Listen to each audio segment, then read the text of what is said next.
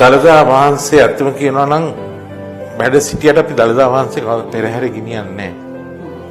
කීර්තිශ්‍රී රාජසිංහ රජතුමාගේ කාලේ තමයි අපි පෙරහැර කරඬුව සකස් කළා. එහි සරියුත් මුගලන් ධාතුන් වහන්සේලා තමයි වැඩ සිටින්නේ. ඒක තමයි පෙරහැර කරඬුව හැටියට පෙරහැරේ ගමන් කරන්නේ. නමුත් දළදා වහන්සේ පෙරහැරේ අපි ගමන් කරන්නේ නැහැ. නමුත් දළදා වහන්සේ වැඩ සිටිනවා දළදා මාලිගාවේ කරඬු 7ක් ඇතුලේ. ඉතින් අපි අද වැඳ පුදා ගන්න මේ මහා කරඬුවේ යතුරු තියෙන්නේ මම ළඟ ඊළඟ කරඬුවේ 7ක් ඇතුලේ තමයි දළදා වහන්සේ වැඩ ඉන්නේ.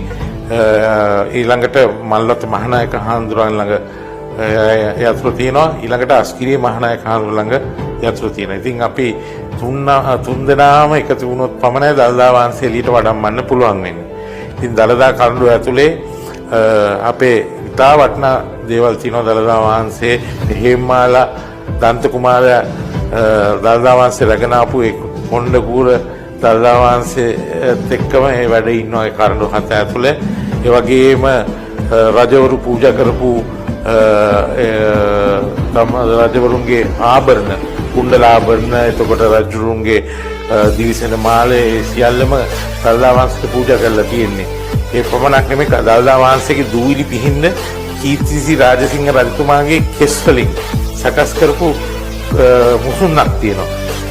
ඒ වගේ භක්තියෙන් තමයි රජවරු දළදා වහන්සේට සේවය කරේ. ඒ වගේම දළදා වහන්සේට බුද්ධ පූජාව තියන්න වෙනම රම් පාත්‍ර 4ක් තියෙනවා. කීර්තිශ්‍රී රාජසිංහ රජතුමා හදලා පූජා කරලා. ඒ වගේම රත්තරන් කෙන්ඩි සේවාව සඳහා පැන් වැඩීම සඳහා. ඒ වගේ සෑම දෙයක්ම රජතුමා විසින් සකස් කළා.